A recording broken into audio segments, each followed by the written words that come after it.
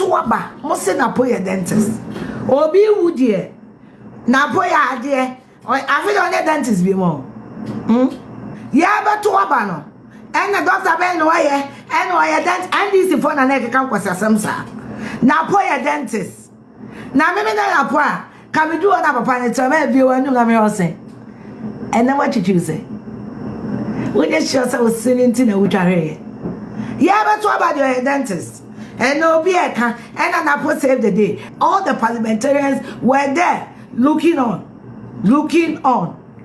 Be out to one of my hand any no more. Mr. Parliamentarian, Omom Gua, my junior very correct. I bet 10%. 90% go on.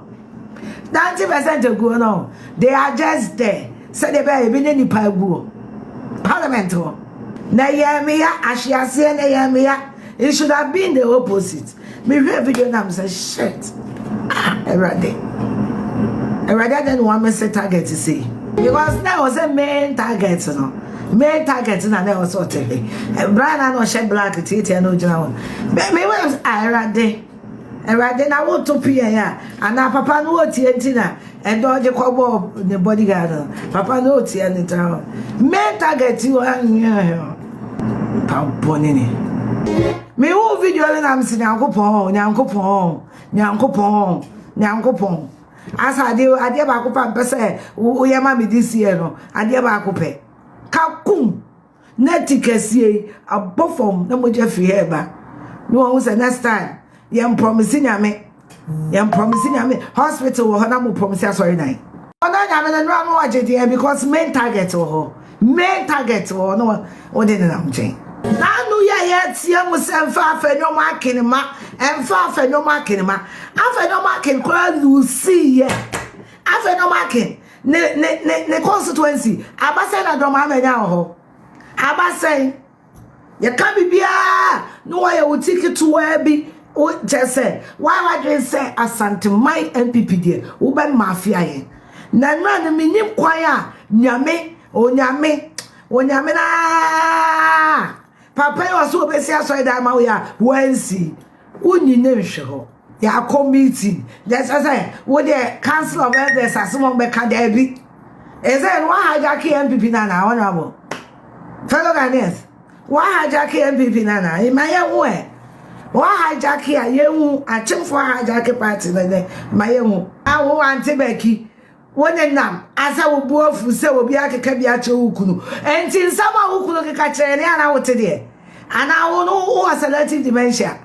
When some pa went not to one alcohol back at I les gens les belles bouées. Now what you know? What you know? Ah, who can cabinet the idea deserve it? Ah, and you walk as I said, dear, what kind of can be actual? Or what the actual other? Ukuna ni ticket to ano. Adaya, you are sitting down for somebody to talk to my husband after all the things your husband has been saying to we Ghanaians. Hey. Now we'll see one ukunu. I got na Ashanti region. I try Kumasi for Mpoa. So I'm to have number 7 and this NFA. Want Ukunu kwa Ashanti region. Akwakacha Asante for say somebody abana mandisi ya enyere no want it. Eno dia want it. Ah, ukunu do akeka bi che dia ono ne papa na president enti wodi akeka. Ukunu keka bi che dia eye. Ukunu baji bebre kwa. Wo baji bebre kwa. Wo kwatena fiesu. Ya ba kaya bi a che ni kunu. Ya ba kaya dwene. Na Addo. We ba kaya dwene a kire no. Yes. Because by 2028 no ebeba so nti ebeka kaya dwene ache obi a obeda dwene se wo mane maso wo mama part wo fie ni mu kra pot wo kra wantini ane askwa wo fie si asukwa mama part pot wo kra wantini ane wo selfish interest wo pe deputy